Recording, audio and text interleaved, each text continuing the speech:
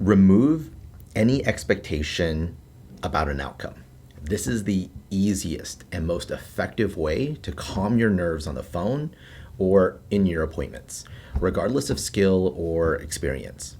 The more I stopped caring about the outcome, the more prospects I was actually able to convert into real clients. And I know that sounds counterintuitive because we're all conditioned to believe that the results are in the numbers and there's an added level of pressure because of money and finances. I have zero expectations about an outcome.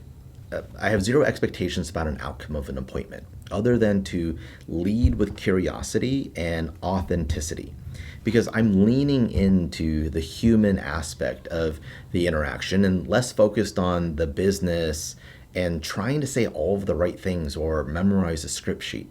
I can focus on what actually matters, which is getting to know their situation, figuring out what problems we need to solve, and what concerns they're going to have along the way.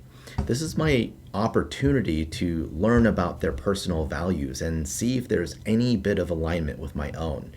In the real estate world, people don't choose the one that's most qualified. They choose the person they feel is aligned with their core values, i.e., a likable person. The beauty is that if you lead with authenticity and curiosity, you're far more likely to be able to build rapport, break down walls or conversation barriers, and break through what's really important. And if you can manage to only do that, then the likelihood of being able to get more deals across the finish line really goes up exponentially.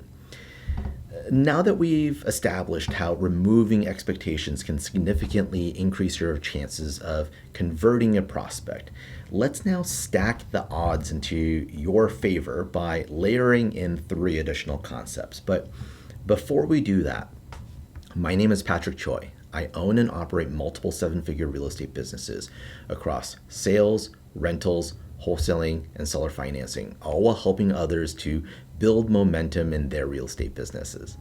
The favorite or the fool? This is one of my favorite concepts from The Full Fee Agent by Christopher Voss and Steve Shull. And the basic idea is really simple. By the time that someone reaches out to you, they have already made the decision. Either you're the agent that they're likely to work with, or they are just using you to do their due diligence and they work with someone else. You can usually tell which one you are fairly quickly. When you're the favorite, people are more open and more collaborative. When you ask a simple question, they give you a simple answer. They are open and honest. They provide clarity and context. And there's overall warmth to their attitude towards you. And it's not always about business. When you're the fool, everything feels just a little guarded, and they want your opinion, but they don't want to give anything in return. For example, you might ask them, did you have a price in mind? And their response is, I don't know, you're the expert, why don't you tell me? You end up explaining more, repeating yourself, and trying to prove your value. That's the difference. This is where probability comes in. High probability situations move forward with less resistance. Low probability situations require more effort just to even stay in the conversation. Most agents treat both the same. They invest the same time, energy, and emotional bandwidth into each, hoping that effort is the thing that can tip the scale. But that's usually where frustration and burnout start to show up. So we only sit at high probability tables. Now, I know what some of you might be thinking. I'm new at this, I don't have a lot of business right now, or I need every single thing that I can get. And it's true that even the fool has a 1 in 5 chance of getting the deal done. But I promise you that every single step is going to be exhausting. And there's a higher likelihood that this is actually going to end up in a breakup, and you still end up taking the blame, even though they were fighting your recommendation every step of the way. Time isn't the real constraint in our business. Energy is. And if you spend most of it on low probability situations, even good weeks start to feel heavier.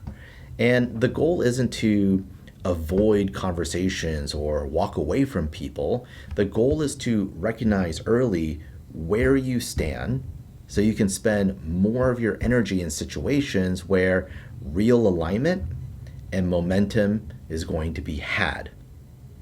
Take yourself out of the equation. One of the fastest ways to build trust is to remove yourself from the center of the decision.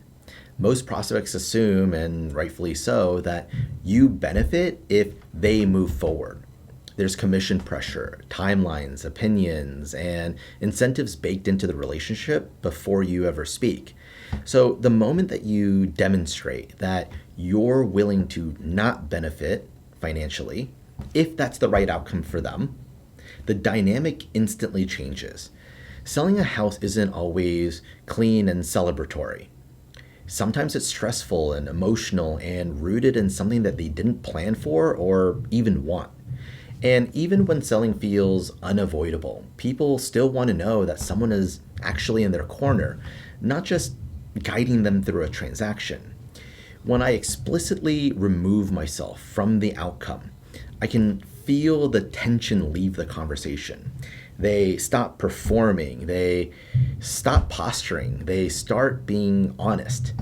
And I'll often frame it up like this: I only want to sell your house if it genuinely puts you in a better position. If selling doesn't do that, then it's probably not the right move, and I'm okay with that. That single sentence does a lot of work, and it tells them that I'm not attached to the commission, and it tells them that I'm thinking long term, and it gives them permission to slow down and just actually think for a second. From there, the conversation becomes less about convincing and more about clarifying. Instead of asking questions that steer them towards a sale, I ask them questions that help them understand their own situation better. Sometimes that leads to a transaction and sometimes that doesn't, and that's perfectly fine. But either way, trust is being built, and because of that, the process just feels more honest. And here's kind of the irony is when people don't feel pushed, they're far more likely to move forward. Not because you persuaded them, but because now they feel like they have autonomy over their own decisions. That's what I'm talking about when I say take yourself out of the equation. It shifts the relationship from salesman trying to close to a person helping me understand clearly. And the latter position is the one that people want to work with. Address the elephant in the room. Once you've accepted that not every prospect is going to be for you, and you've built enough trust to have a real conversation, the next step is setting up expectations early. This is where a lot of agents hesitate. They worry about bringing up uncomfortable topics too soon that will scare people off. Commissions, process, boundaries, decision making. What happens when things don't go smoothly? So instead, they tiptoe around these things, hoping that it will sort itself out later, but it rarely does. The real question is it better to discover deal breakers before you start working together, or after you've already invested weeks of time, energy, and emotional bandwidth? Breaking up early is uncomfortable, but breaking up later is expensive. This is the moment where relationships either get grounded in reality or they quietly drift into misalignment. And the longer misalignment goes unaddressed, the more resentment builds up on both sides. This isn't about being rigid or transactional. It's about being clear. Real estate isn't a client-server relationship. It's a business partnership. And there has to be expectations on both sides. How decisions get made, how communications work, how recommendations are handled, how everyone gets compensated. If those things aren't aligned, no amount of likability or effort is going to fix it. I don't wait for these topics to come up organically. I bring them up on purpose. Not aggressively, not defensively, just honestly. I'll say something like, this meeting is for us to figure out exactly what you can expect from me as an agent, but also what I expect from you as the client, because I can't care about buying or selling a house more than you. And if I'm not the right person, it's okay. I would rather have us figure that out today, and it's okay to let me know. That framing does a couple things. It shows off my confidence in my process, but it gives them permission to also be honest with me, and it's not going to hurt my feelings. There's no benefit in avoiding conversations around communication, expectations, or boundaries. If those things are going to be deal breakers, they're going to be deal breakers eventually. Addressing them early doesn't lose the right client, it filters out all the bad ones. And this is where removing the attachment to the outcome really matters again. You can't care about a deal more than they do. If clarity causes someone to walk away, that's not a failure, it's proof that the process is actually working. The goal isn't to convince everyone to move forward. The goal is to move forward with the right people, under the right terms, with mutual respect and clear expectations. That's how you protect your time. That's how you protect your energy. That's how you avoid problems you can't fix later.